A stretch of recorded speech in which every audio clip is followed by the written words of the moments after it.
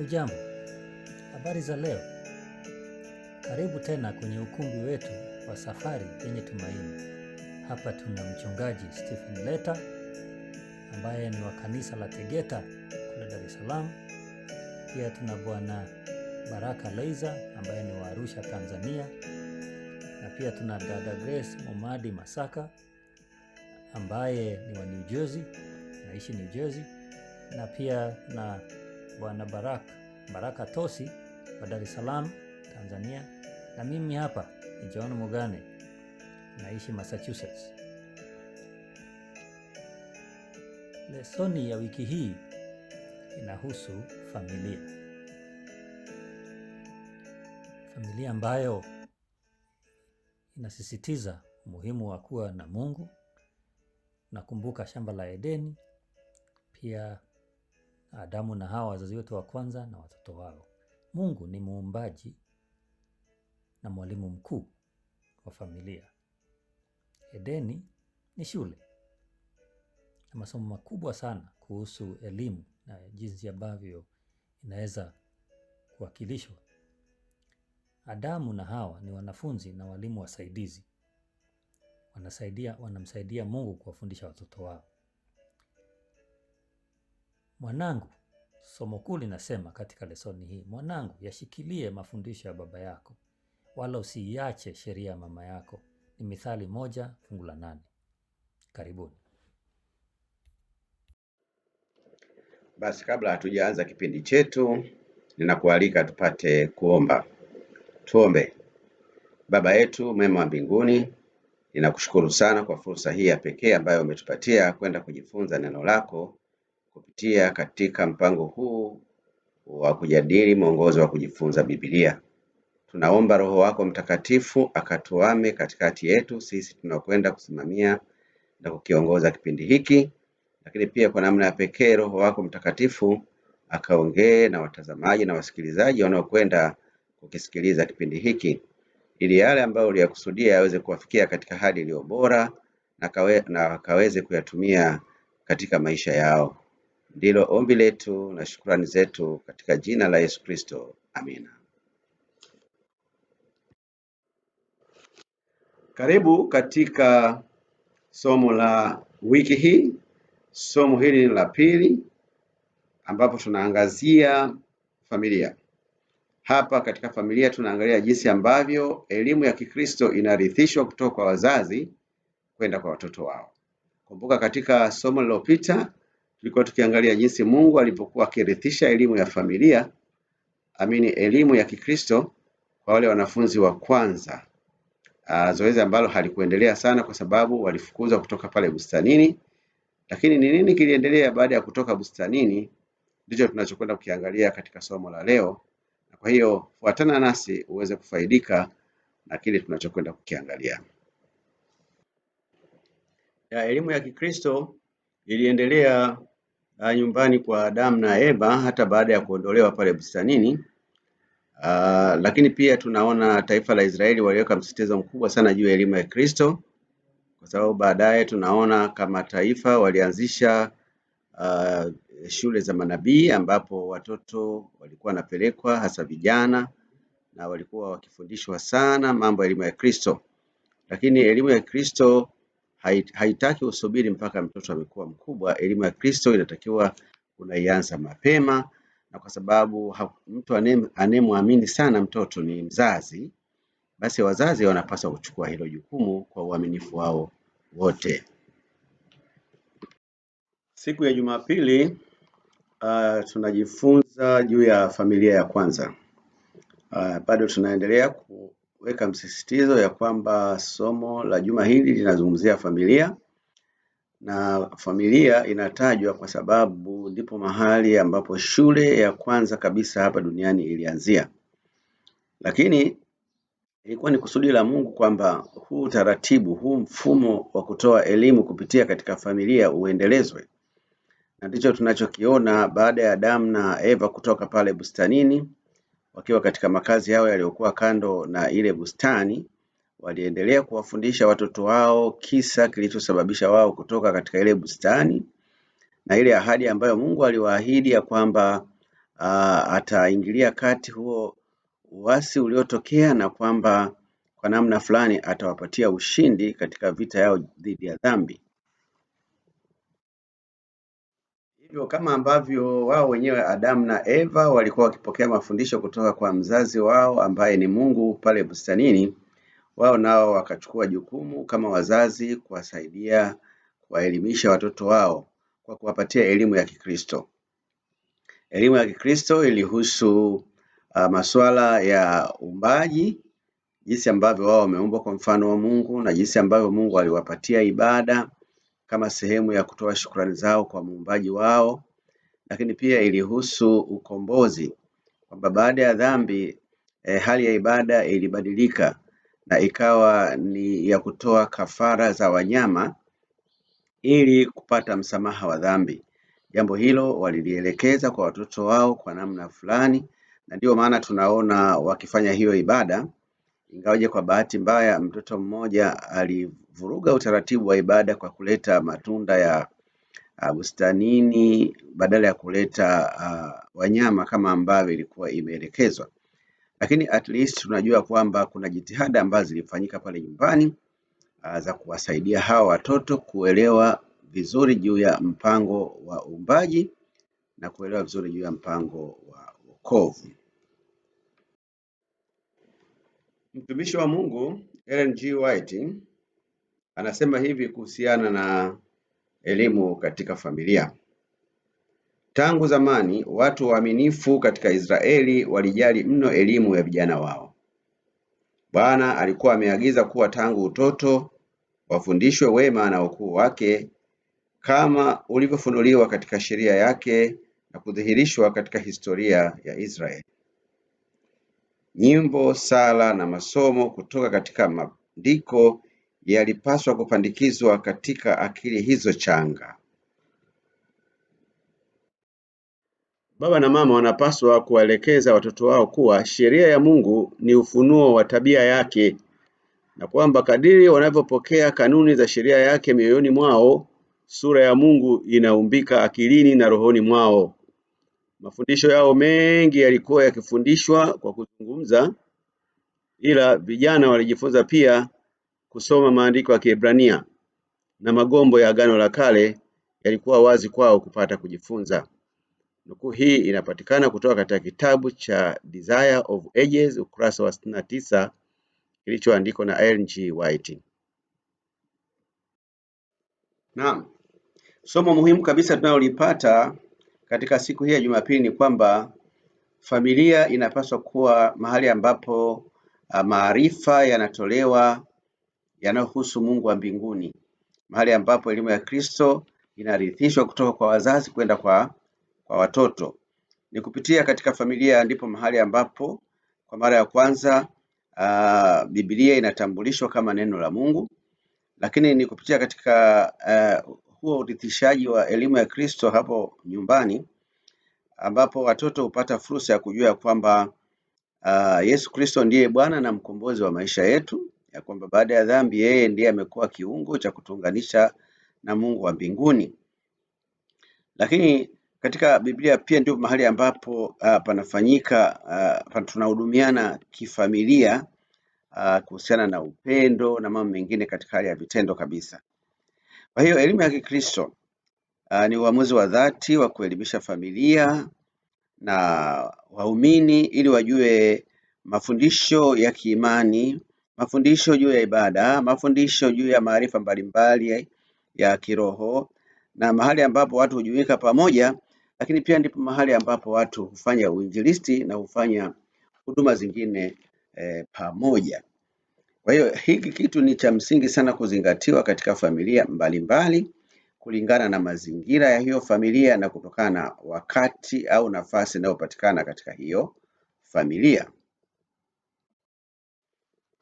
Siku ya Jumapili pameulizwa swali ya kwamba bila kujali hali ya kaa yenu ilivyo, je, ni chaguzi gani waweza kufanya ili nyumbani hapo pawe mahali salama ambapo ukweli waweza kufundishwa na watu kuishi? Kuna swala hapa la kufundisha ukweli na kuna swala la kuwasaidia watu kuishi huo ukweli. Jambo hilo linaweza likafanikiwa vizuri zaidi pale katika familia ikiwa wazazi watatafuta muda wa kufanya hilo jambo. Muda mzuri ni wakati wa asubuhi kwa watu wengine, lakini kwa watu wengine muda unaweza kuwa na nafasi ni wakati wa jioni, baada ya kuwa wamerudi katika shughuli za kutwa mzima. Huo muda utafutwe vizuri na kwa kadri itakavyowezekana usiwe mrefu wa kuchosha, na program zake pia zisiwe zile zinazochosha. Katika muda kama huo watu wanaweza kukaririshwa mafungu ikiwa watoto ni wadogo sana, lakini wakati wanapozidi kuwa wakubwa wanashirikishwa katika mijadala ya neno la Mungu, kwa mfano kusoma lesoni au mjadala, yani mwongozo wa kujifunza Biblia. Lakini pia watu watapata nafasi ya kuimba pamoja kwa sauti nzuri kwa kadri mnavyogawana sauti, huyu ya kwanza, huyu ya pili na kadhalika. Lakini pia kutakuwa na nafasi ya kutoa shuhuda ya mambo makuu ambayo Mungu amekutendea katika siku husika, mambo ya namna hiyo. Lakini mwisho kabisa wa yote, msisitizo mkubwa uweko ya kwamba sisi wote hakuna aliye na uhakika ambaye ana nafasi ya kuokolewa bila kutegemea neema ya Kristo. Neema ya Kristo iwe ndiyo kiini kikuu ili watu wote wanyenyekezwe chini ya msalaba wa Kristo. Siku ya Jumatatu ina kichwa kinachosema utoto wa Yesu. Katika hii siku kuna mafundisho mbalimbali ambayo yamewekwa ili kutufundisha sisi, lakini hasa juu ya upendo wa Yesu Kristo na malezi ya watoto kutoka kwa wazazi. Kimsingi Biblia imeandika mambo machache kuhusu utoto wa Yesu, lakini maisha ya baba wa Yesu, baba mlezi wa Yesu Yusufu, na mama yake Mariam yanadhihirisha kabisa kwamba Yesu aliishi kwa namna gani. Katika hii siku tunaona pia funzo kwa wazazi kwamba wazazi wanatakiwa wasome vitabu kwa nguvu ili kuwafundisha watoto wao. Kwani mfano mzuri tunauona kutoka kwa Mariamu. Mariamu alitumia wakati wake, na baba yake mlezi Yusufu wa Yesu alitumia wakati kumfundisha Yesu. Na haya waliyowafundisha sio kwamba yalikuwa yanatoka tu midomoni mwao, lakini ni kwamba yalitoka kupitia katika vitabu vile vya roho ya unabii walivyokuwa wakivisoma. Jambo zuri na la kufurahisha linalonivutia ni namna ambavyo Yesu, ambaye yeye ndiye aliyewaambia Mariamu, Yusufu, manabii na watu mbalimbali juu ya mambo yote ambayo hayo alifundisha kutoka kwa mama yake na baba yake mlezi. Haya yanaonyesha upendo wa Yesu Kristo mkubwa alionao katika maisha yetu. Ndugu yangu, Mariamu na Yusufu walitumia muda wao kuwafundisha watoto wao, kwani waligundua kwamba shule za marabi zilikuwa na elimu ambayo haikumfaa Yesu. Ni kwa nini haikumfaa? Ilikuwa na katika Luka 2 fungu la 41 hadi 50, tunaona kabisa kwamba Mariamu na Yusufu walikuwa ni walimu wazuri sana kwa Yesu. Walimfundisha mambo mazuri ambayo yalimfanya ampendeze Mungu, lakini pia kuwapendeza wanadamu. Katika siku hii kuna swali ambalo linasema je, akili zetu huelewa nini tunaposikia kuwa alijifunza magotini mwa mama yake maneno ambayo yeye mwenyewe aliyanena? Hii hutuambia nini kuhusu pendo la ajabu la Mungu? Ni kwa jinsi gani sisi viumbe walioanguka dhambini tunaitikia pendo hilo? Yesu Kristo anatupenda. Anatoa wasaa kwa ajili ya sisi kuona uwepo wetu katika mpango huu wa ukombozi. Kitendo cha kuwaruhusu Yusufu, Mariamu wamfundishe yeye mwenyewe ambaye aliyanena hayo maneno ni upendo wa agape sana ambao si rahisi kwa mwanadamu kuudhihirisha. Hii yote inadhihirisha kwamba tuna wajibu wa kusaidia watu, kuwafundisha watu, hasa watoto, katika makuzi na kuhakikisha kwamba wanakuwa kati ya wale watu watakaomlaki Kristo ajapo mara ya pili. Asante sana. Somo hili linatupeleka katika siku ya Jumanne ambapo somo, kichwa chake cha somo kinasema mawasiliano. Katika siku hii ya Jumanne nimependa fungu moja katika kitabu cha Mithali sura ile ya 10 fungu la 31 pamoja na fungu la 32, ambapo anasema hivi: kinywa cha mwenye haki hutoa hekima, bali ulimi wa ukaidi utakatiliwa mbali. Midomo ya mwenye haki huyajua yatakayokubaliwa, bali kinywa chao wasio haki hunena ukaidi. Siku hii ya Jumanne Mungu anatuleta katika somo hili la mawasiliano kujifunza mambo kadhaa. Jambo la kwanza, elimu haiwezi kuwepo isipokuwa mawasiliano yapo pale. Yaani ili tuipate elimu ni lazima mawasiliano yawepo. Hilo ni jambo la kwanza. Lakini jambo la pili, mahusiano yanajengwa kwa njia ya mawasiliano. Mahusiano yanajengwa kwa njia ya mawasiliano. Ili mahusiano yawepo, lazima mawasiliano yawepo pale.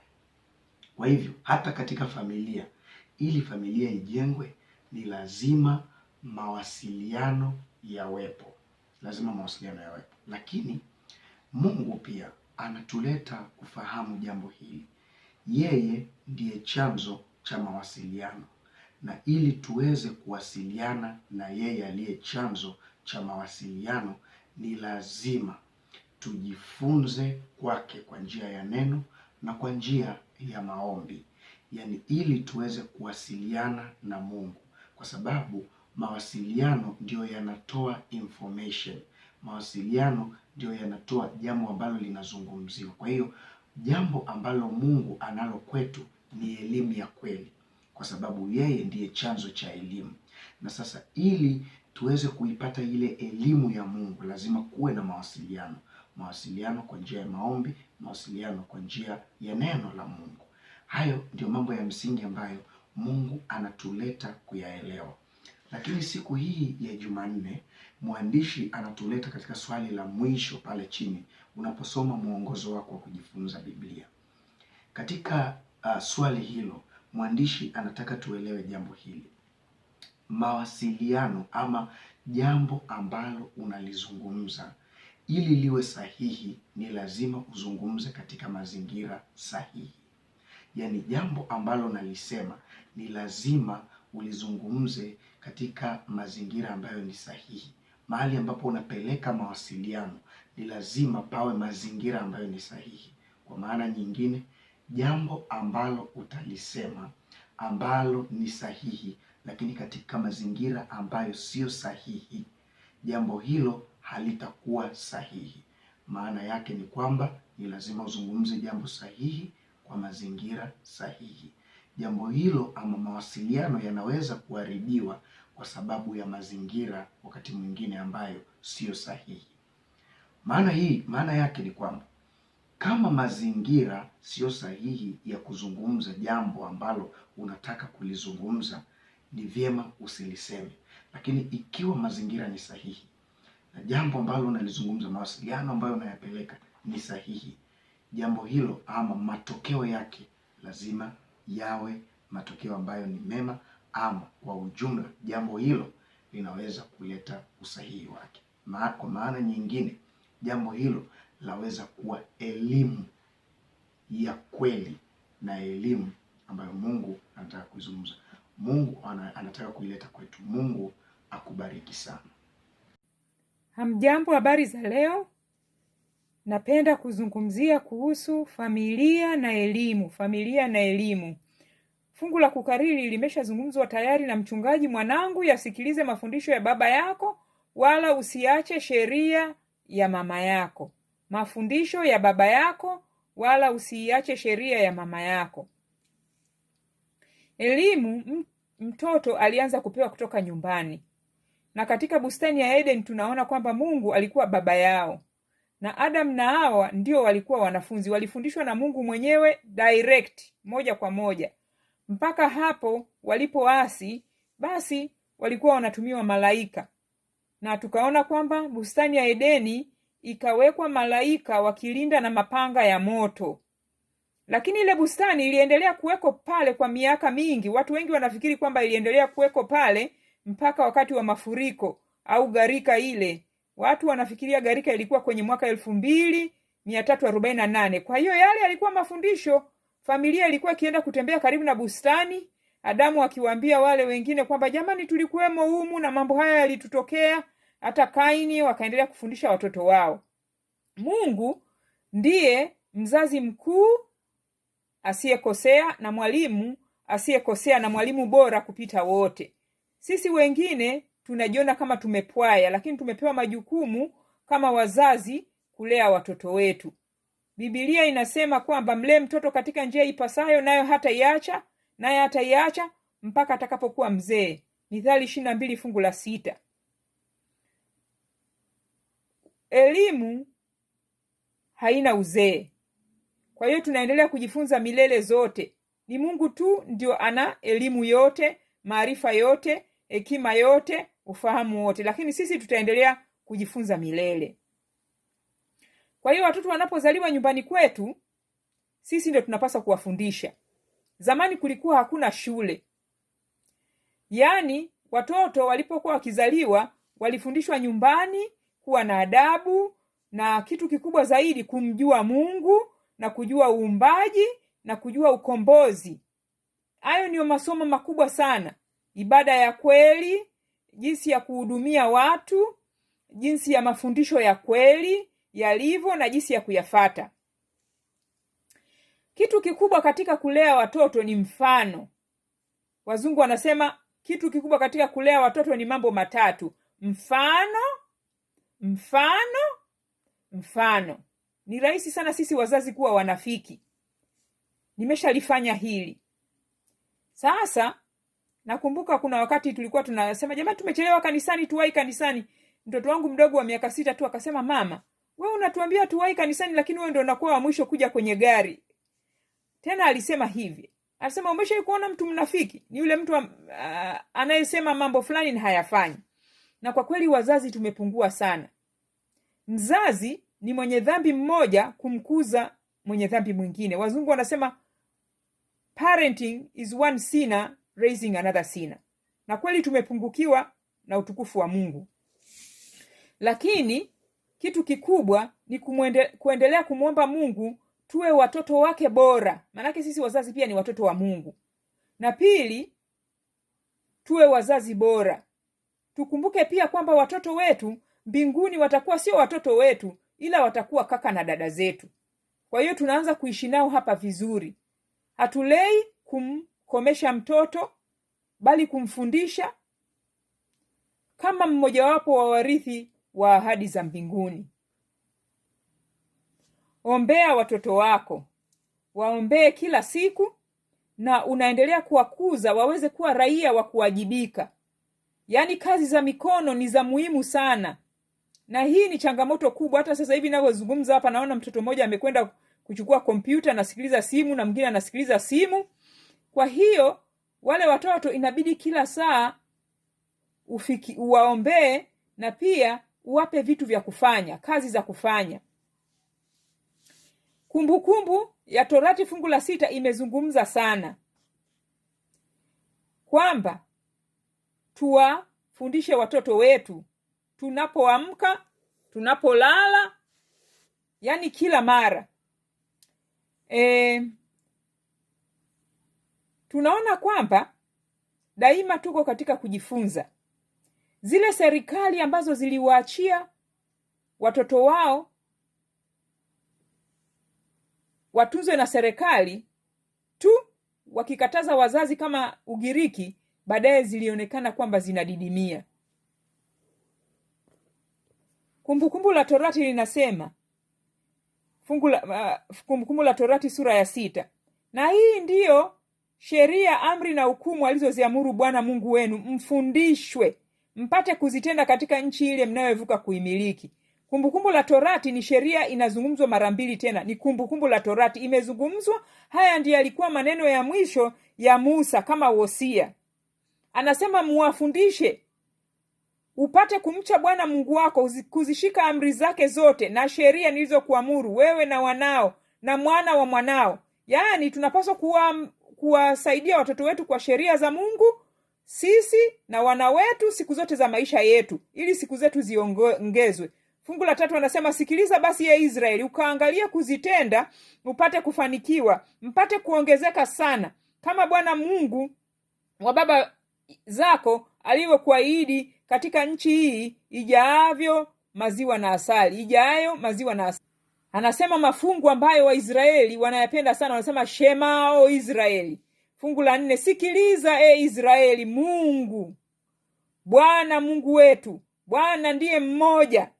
Nawe mpende Bwana Mungu wako kwa moyo wako wote, na kwa roho yako yote, na kwa nguvu zako zote. Na maneno haya ninayokuamuru leo yatakuwa katika moyo wako. Fungu la 7, nawe uwafundishe watoto wako kwa bidii na kuyasema, uishipo katika nyumba yako, na utembeapo njiani, na ulalapo, na uondokapo. Yafunge yawe dalili juu ya mkono wako, naye atakuwa kama utepwe katikati ya macho yako. Tena uyaandike juu ya miimo ya nyumba yako na juu ya malango yako. Lile fungu la 6 pale anapomalizia anasema, na maneno haya niliyokuamuru leo yatakuwa katika moyo wako. Kwa maneno mengine, mimi mzazi niwe mfano, yawe katika moyo wangu kabla sijayapeleka kwa mtoto wangu.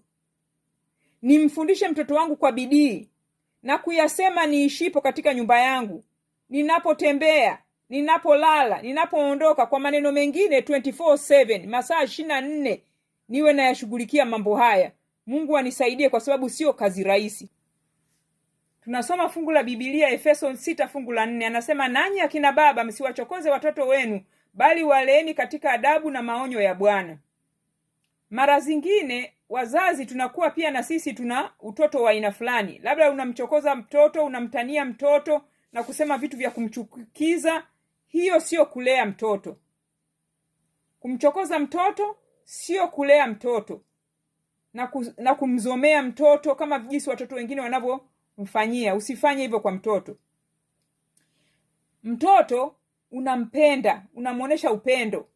Hata akifanya kitu ambacho sio cha kawaida, mtoto mdogo labda miaka 2 au 3 anaweza kuwa amejikojolea, unaanza kumzomea, huyo ni jambo baya. Mwambie kwamba hili imefanyika hivi, lakini safari nyingine utafanya vyema zaidi. Mpe mtoto moyo, sio kumcheka mtoto na kumzomea. Hata wewe mtu akikucheka na kukutania, hautapenda. Anasema, mke mwema ni nani awezaye kumuona? Maana kima chake chapita kima cha marijani. Hii ni Mithali 31, anasema kuhusu jinsi ambavyo mke mwema alivyo. Wazazi wana jukumu zito. Mama ana sehemu kubwa ya kuleta furaha katika familia yake. Baba ndio mkuu wa familia na kuhani, na familia ndiyo chimbuko la kanisa, shule na jamii.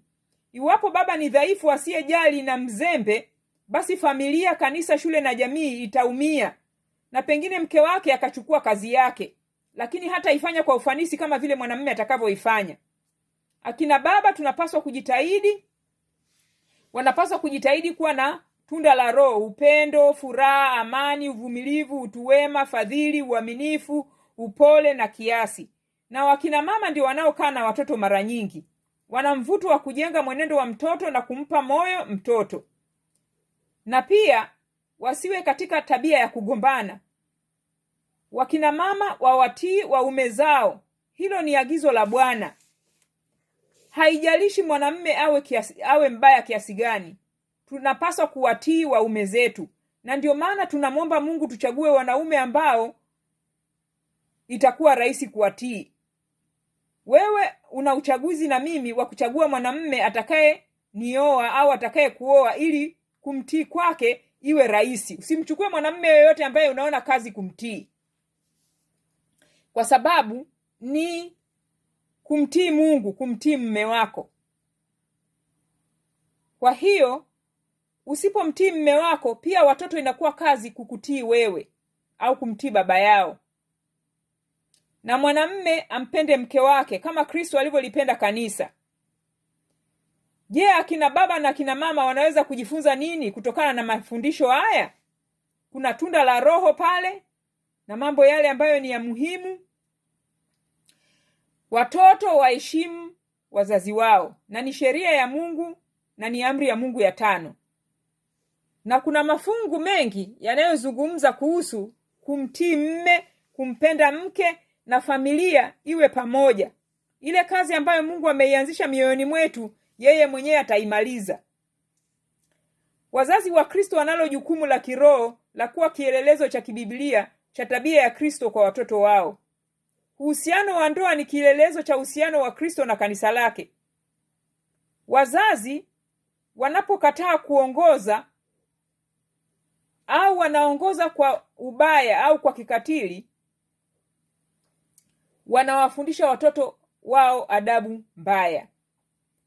Tumeshazungumza kabisa, anasema na maneno haya niliyokuamuru leo yatakuwa katika moyo wako, nawe wafundisha watoto wako kwa bidii. Yaani unawafundisha sio kwa mfano. So tuna jukumu la kufundisha watoto wetu. Tunapaswa kuwafundisha watoto wetu kumcha Bwana, kujitoa wakfu, kumtumikia Bwana. Najua ni kazi kubwa sana, na mimi pia hii kazi ndio changamoto yangu kubwa sasa hivi nilionayo. Kwa sababu nina watoto wa miaka 15 na 19. Ukisema kitu wanakuwa kama wanajua kila kitu. Kwa hiyo sisi tunapaswa kumtegemea Mungu katika jukumu kubwa la uzazi. Pia tukumbuke kwamba mtoto anapewa uchaguzi.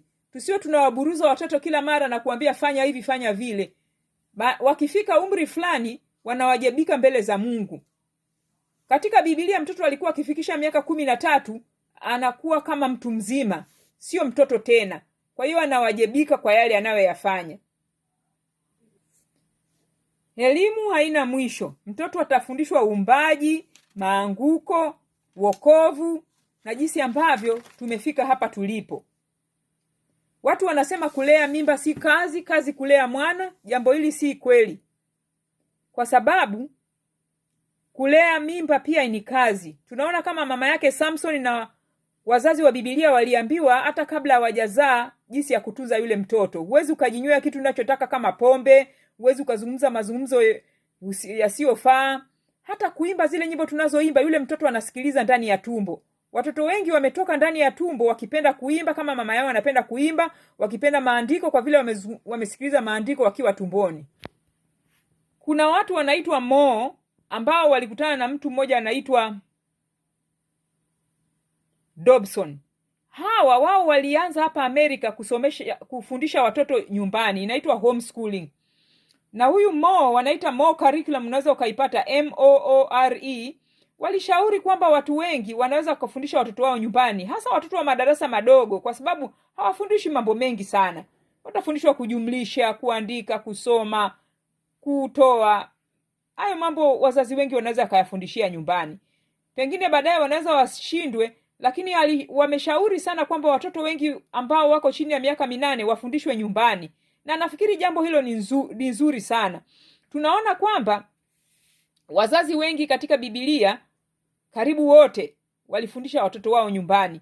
Kwa sababu mara nyingi siku hizi tumeanza kupeleka watoto boarding school hata wakiwa wadogo sana. Mimi naona kama jambo hilo sio zuri, kwa sababu mtoto yule anakwenda kufundishwa vitu pengine ambavyo hukuvipenda, au kumpeleka mtoto kwa jamaa ambaye asiyempenda Mungu. Najua saa zingine ni kazi ngumu sana wewe kumlea mtoto kwa sababu ya changamoto uliyoipata, lakini usimpeleke mtoto kwa mtu yoyote akakulelee mtoto wako. Sasa kila mtu ana watoto hapa duniani. Hata yule ambaye hakuzaa, tuna watoto kwenye jumuiya, tuna watoto kanisani, tuna watoto kwenye nyumba za ibada. Bado wale watoto ni watoto wako. Uwatendee mema, uwafundishe mema ambayo unapata nafasi kuwafundisha. Wafundishe watoto ibada ya kweli, hekima, ufahamu, maarifa, maandiko, kuhudumu na kuwafikia watu wengine na Injili. Panga ratiba ya kuwa na watoto wako. Usiwe kila saa unakaa sijui mara unatembea huku mara unacheka na watu wengine na unawafurahia, lakini usifurahie watoto wako nyumbani. Naona hii pia ni shida ya sisi wazazi wengi. Hata mimi mwenyewe ni changamoto. Kwa hiyo naomba Mungu anisaidie. Kama tulivyosema, mwalimu wa kwanza wa watoto ni mama, manake ndio anayekaa naye sana. Watoto wanatofautiana sana. watoto wengine wana tabia hii, wengine labda unabidi utumie kiboko, lakini wengine hakuna haja ya kutumia kiboko. Ukishamtazama na macho fulani tu anaacha. Kwa hiyo wajifunze watoto wako na jinsi wanavyoweza kujifunza. Kama tulivyosema, Adamu alikuwa mwana wa Mungu, alifundishwa na Mungu, na katika bustani ya Edeni ambayo wanasema kwamba haikuchukuliwa wakati ule ule, ilikaa zaidi ya miaka 2000, Adamu alikuwa akiwapeleka watu pengine na kuangalia jinsi ambavyo walivyotoka na shida zao zilivyokuwa Edeni. Na saa zingine kutokana na hali ya mambo yalivyo, unaweza kuwa umefika mahali na yule mwanamke alikuwa na watoto au yule bwana alikuwa na watoto. Siku hizi hilo jambo wanaita watoto wa kambo. Zamani hatukuita watoto wa kambo, tuliita tu ni watoto. Wale ni watoto wako, uwatendee mema, uwafundishe, na kama unaona kwamba wewe utawatendea mabaya, basi sio vizuri kujiunga au kumuoa yule mtu. Watoto wako wawe wanakariri mafungu. Kila mtoto ana thamani mbele ya Mungu. Kuna watoto wengi katika Biblia tunaona walivyokuwa watoto. Kwa mfano, yule mtoto aliyemwambia Naamani kwamba anaweza katibiwa ukoma wake. Watoto kama Yeremia waliambiwa kwamba watamtumikia Mungu wakiwa wadogo. Watoto kama Esther. Katika siku ya Ijumaa tunaangalia jukumu la wazazi katika familia. Wazazi ni walimu wasaidizi, Mungu akiwa mwalimu mkuu. Akiandika kuhusu mwalimu msaidizi, Ellen G. White katika kitabu chake Elimu ya Kweli, sura ya 33, anatoa vipengele vitatu ambavyo ni muhimu kuzingatia. Vipengele hivyo ni maandalizi, ushirikiano na nidhamu. Ni muhimu wazazi kushirikiana. Ushirikiano katika familia ni jambo ambalo watoto watajifunza kutoka kwa wazazi wao. Ni vyema wazazi wategemee msaada wa Mungu. Wazazi wapaswa kuwathamini na kuwaheshimu walimu wa watoto wao, kwa sababu walimu ndio wanashirikiana nao katika malezi ya kujenga nidhamu kwa watoto wao.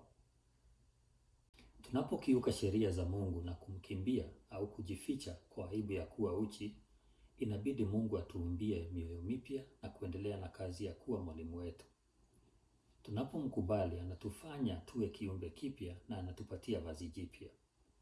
Wakorintho wa pili sura ya 5 mstari wa 17 nasema, kwa hiyo kama mtu akiwa ndani ya Kristo, amekuwa kiumbe kipya. Ya kale yamepita, tazama yamekuwa mapya. Mungu wetu bado ni muumbaji wetu, na anataka tujifunze kwake. Tusitekwe na adui ambaye kazi yake ni kuua. Yohana 10 mstari wa 10 unasema, mwizi huja ili aibe, kuua na kuangamiza. Mimi nimekuja ili wapate uzima, kisha wawe nao tele. Tumuite Mungu atufundishe sisi na familia zetu, sisi wazazi, tukiwa walimu wasaidizi, na tuweze kutekeleza jukumu hili ambalo tumepewa.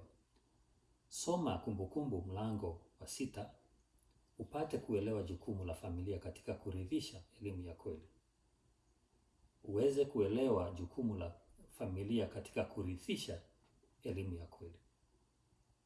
Tukimalizia hapa, kuna maneno machache ambayo tungeyasoma ili tuweze kuondoka tukiwa na nia moja. Nasema, mwanangu, yasikilize mafundisho ya baba yako, wala usiiache sheria ya mama yako. Ni Mithali 1 mstari wa 8 ndio ilikuwa fungu kuu la somo letu. Watoto wapendwa, tusipende kwa maneno au kwa ulimi, bali kwa tendo na kwa kweli. Yohana 1:3 mstari wa 18. Mwalimu, nifanye nini ili niurithi uzima wa milele? Yesu akamjibu, imeandikwaje katika sheria? Kwani unasoma nini humo? Akajibu, mpende Bwana Mungu wako kwa moyo wako wote, kwa roho yako yote, kwa nguvu zako zote na kwa akili zako zote. Tena mpende jirani yako kama unavyojipenda mwenyewe. Yesu akamwambia, umejibu vizuri, umejibu vyema, fanya hivyo nawe utaishi. Hiyo ni Luka 10 mstari wa 25 hadi 28. Kusisitiza ni kwamba kuna swali, tarithije ufalme wa milele? La kwanza kabisa ni kumpenda Mungu kwa moyo wako wote, na pia roho yote, nguvu zako zote, akili zako zote. na pia umpende jirani yako kama unavyojipenda mwenyewe. Ukifanya hivyo, basi utaishi. Tuombe. Mungu wetu na Baba yetu, tunakushukuru sana kwa kutupa nafasi hii kuweza kuongea neno lako. Tunakuomba familia zetu zibariki sana. Utupe elimu ya kweli ya kuwafundisha watoto wetu, na sisi wenyewe uendelee kutufundisha, na pia watoto wetu waweze kukufahamu vizuri, nao watakapokuwa wazazi nao waendelee kuwa nao ni walimu wasaidizi wako.